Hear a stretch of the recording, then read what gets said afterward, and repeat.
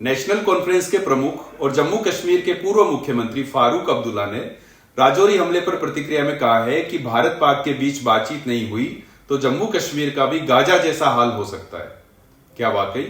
दिसंबर की शाम करीब 3:45 बजे राजौरी पुंछ के सूरनकोट इलाके में आतंकवादियों ने घात लगाकर सेना के 2 वाहनों पर हमला कर दिया था, जिसमें 4 जवान शहीद हो गए और 3 घायल हो गए।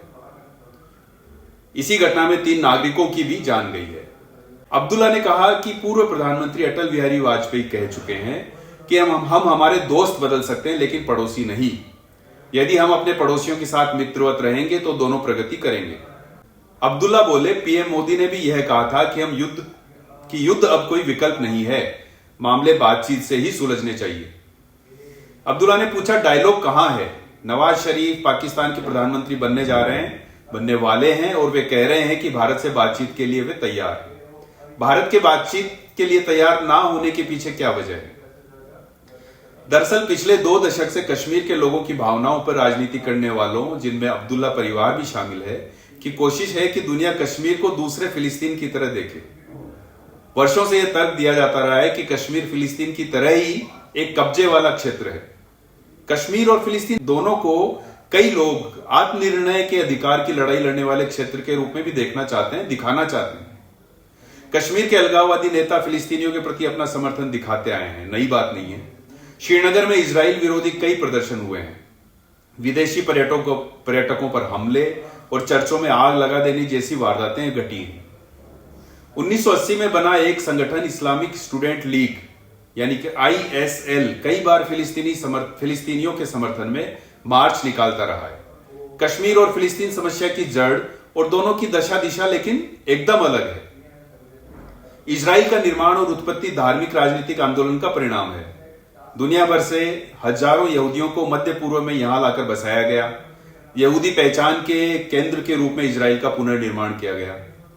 संयुक्त राष्ट्र में यहूदियों को यहूदी राज्य के लिए फिलिस्तीन की लगभग 56% भूमि देने का निर्णय हुआ था। अरब राज्यों और फिलिस्तीनियों ने इजराइल के इस नए राज्य को मान्यता देने से इनकार कर दिया था और इस तरह से यह झगड़ा अब भी जारी है।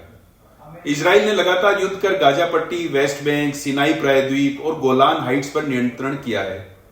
दूसरी तरफ कश्मीर का विलय कानूनी आधार पर भारत में हुआ है। वह भारतीय संघीय ढांचे का समान सदस्य बना जिस तरह से बाकी राज्य हैं। इजराइल अपने कब्जे के पूरे क्षेत्र में यहूदियों के अधिकारों और प्रभुत्व की पैरवी करता आया है। भारत ने कहां ऐसा किया है? हमने कभी हिंदू बहुमत के लिए धार्मिक विशिष्टता का न दावा किया है, न ऐसा कोई नियम कायदा कश्मीर में लागू किया है। उल्टा जम्मू कश्मीर की स्वायत्तता की रक्षा के लिए किसी समय पर धारा 370 और 35 प्रदान किए गए। एक लंबे अरसे बाद इन्हें हटा दिया गया। ठीक भी है, सामान्य स्थितियां लाने के लिए सामान्य प्रदेश की तरह ही देखा जाना चाहिए, ट्रीट किया जाना चाहिए किसी भी राज्य को। धारा 370 हटने के बाद से कश्मीर विकास की अलग राह पकड़ चुका है। केंद्र सरकार का फोकस वहां है। पहले देश के लिए जो योजनाएं और कानून बनते थे उसकी टर्म एंड कंडीशंस में एक लाइन होती थी, एक्सेप्ट जम्मू एंड कश्मीर। यह दोयम दर्जा अब खत्म हुआ। केंद्र के 170 कानून जो पहले वहां लागू नहीं होते थे अब लागू हैं। वर्ष 2020-21 के लिए 15वें वित्त आयोग की सिफारिशों के अनुसार जम्मू और कश्मीर प्रदेश एवं लद्दाख केंद्र शासित प्रदेश के लिए क्रमशः 30,757 करोड़ और 5,959 करोड़ रुपए का अनुदान दिया गया था। कश्मीर के लोगों में विकास की धारा में जुड़कर जीवन को बेहतर बनाने की उत्सुकता है। पहले जैसे आंदोलन घटनाएं वहां नहीं घट रहे हैं। पिछले वर्ष 1.88 करोड़ पर्यटक कश्मीर पहुंचे थे।